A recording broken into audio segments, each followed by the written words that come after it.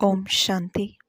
आज का वरदान है, सहन शक्ति की धारणा द्वारा सत्यता को अपनाने वाले सदा के विजयी भव। सहन शक्ति की धारणा द्वारा सत्यता को अपनाने वाले सदा के विजयी भव। दुनिया वाले कहते हैं कि आजकल सच्चे लोगों का चलना ही मुश्किल है, झूठ बोलना ही पड़ेगा। कई ब्राह्मण आत्माएं भी समझती हैं कि कहाँ कहाँ चतुराई से तो चलना ही पड़ता है। दुनिया वाले कहते कि आजकल सच्चे लोगों का चलना ही मुश्किल है, झूठ बोलना ही पड़ेगा।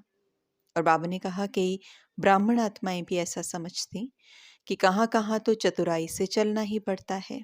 लेकिन ब्रह्मा बाप को देखा, सत्यता व पवित्रता के लिए कितनी अपोजिशन हुई, फिर भी घबराए नहीं। सत्यता के लिए सहन शक्ति की आवश्यकता होती है। सहन करना पड़ता है, झुकना पड़ता है, हार माननी पड़ती है। सत्यता के लिए सहन शक्ति की आवश्यकता होती है। सहन करना पड़ता है, झुकना पड़ता है, हार माननी पड़ती है। लेकिन वो हार नहीं है, सदा की विजय है। तो बहुत सारी बातें जब हम दुनिया में जाते हैं, तो जब हम काम करते हैं, सबके साथ मिलजुल कर के उनके बीच में रहते हैं, तो रहते रहते जब हम चीज़ों को डील करते हैं तो हर किसी का कहना होता है कि ऐसे तो काम नहीं होता है, ऐसे तो ये आपकी बात नहीं मानेंगे, ऐसा तो अगर हम बिल्कुल गुस्सा नहीं करेंगे, अगर हम स्ट्रेस नहीं लेंगे, या अगर हम ऐसे ही इनकी बातों को सुनते रहे और शुभ भावना रखते रहे तो क्या होगा, काम नहीं हो सकता है। बहुत सारे बिलीव्स आते हैं दुनिया की तरफ से।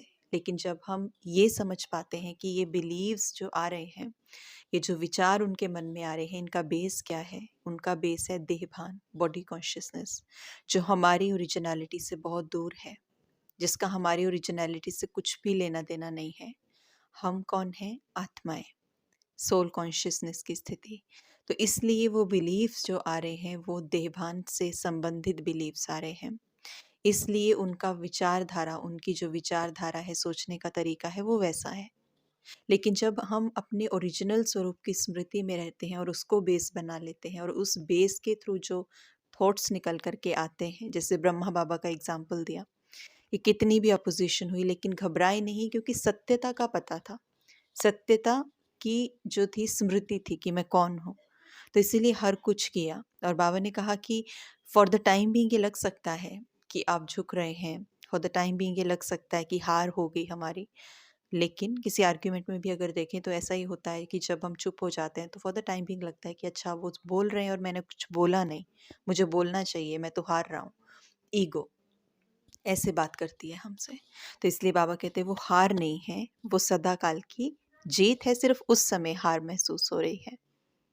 आगे बाबा ने स्लोगन हमें दिया, प्रसन्न रहना और प्रसन्न करना, ये है दुआएं देना और दुआएं लेना। प्रसन्न रहना और प्रसन्न करना, ये है दुआएं देना और दुआएं लेना। ओम शांति।